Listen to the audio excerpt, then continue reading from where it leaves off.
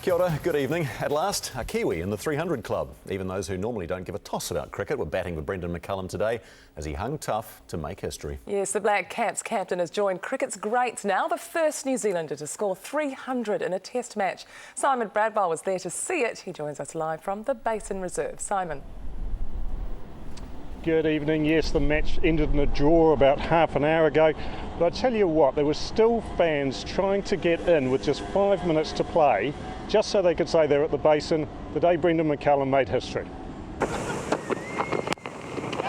it to the gap, he's got it! Magnificent! New Zealand have a superstar, a little cricketing master. Triple the ton, triple the fun. And he can now stand tall alongside the game's greats. Emotion flowing through father and former first-class cricketer Stu McCullum.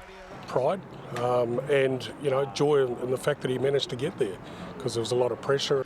Pressure as McCullum closed in on Martin Crowe's previous record of 299, set at the same ground more than 20 years ago. That's a bit wide and Crowe gets the record here. Today, no hard feelings at being knocked off the top spot. I want to be the first on the line to say well done. On a grey but warm day, thousands lined up for half-price tickets and the chance to witness history. But it nearly ended at 293.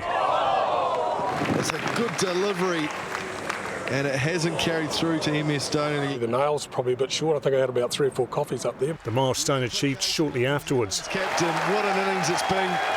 No surprise to a former Dunedin clubmate who first saw McCullum as a 7-year-old. He was an extremely positive person that just loved his cricket, and he would just badger the senior players and any lower grade players to give him throwdowns.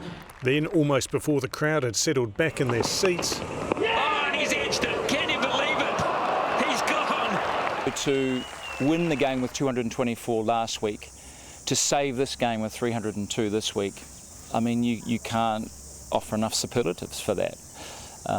I just doff my hat. I suppose it is history. It's something that hasn't been achieved before here, and it's nice to be achieved against India. An achievement that's put Brendon McCullum at the top of the list. And also top of the list tonight, Simon, some celebrations naturally. What is planned for the players? Yeah, do you reckon they'll be celebrating? Only a lot, I'd say. They've just had the after-match presentation here, so I think they're back in the changing sheds now, and I dare say a few beers are being consumed. But one of the celebrations probably take place long after we've gone. There's a bit of a tradition after a big win to go out onto the pitch and toast the pitch and reenact some of the moments of the game, some of the highlights, and do that over a few glasses. And I reckon if they do that tonight, Brendon McCullum's probably going to be leading the way. All right, thanks for that, Simon. Simon Bradwell.